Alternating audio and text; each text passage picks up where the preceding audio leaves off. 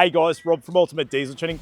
Well, it's been exciting, all the tuning and R&D we've been doing on the Ford Ranger, but what I can tell you today is we're gonna do something a little bit different. We're gonna take the Ranger to the fuel station, fill it up with fuel, and head down to our Gold Coast shop along the highway and actually see what it's gonna do on the highway fuel consumption wise. What I can report is this vehicle, before it was custom dyno tuned, would average around 10 litres per 100 Ks.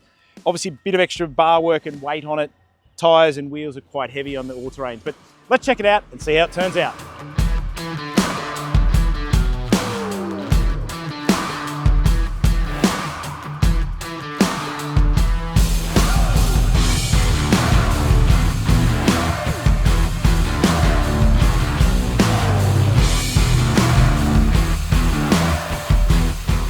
So about 36 Ks into when we first filled the vehicle up.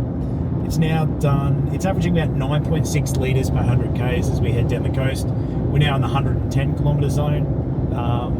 Remembering one thing about this vehicle is, it's, as I said previously, it's got a lot of weight. And one thing that does affect fuel economy is weight. The rotating assembly of the wheels with the wheels and tyres can make a massive difference to the tone of about 2 litres per 100 Ks. When we see people putting, say, 33-inch tyres on the car. The other thing is on the roof, shovel, roof racks, warning, those things really add up. But there's obviously a 12-volt system and fridge and other accessories in the back as well. Yep.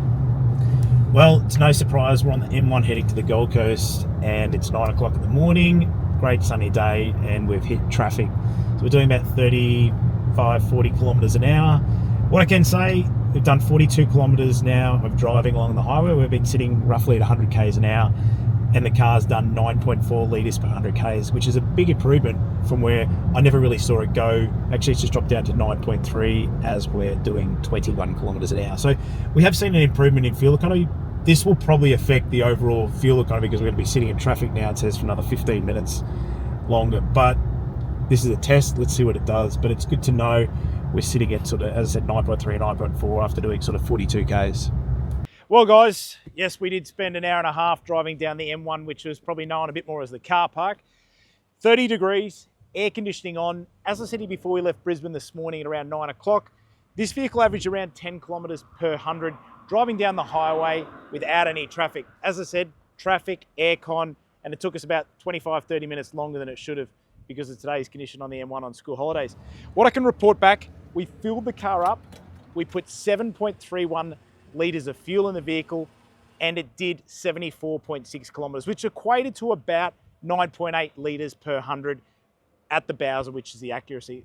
Give or take a little bit, we can't get it 110% perfect, but I say it's pretty damn good. When we looked at the dash on the car, it did report back 10 litres per 100 in the driving conditions we drove down here.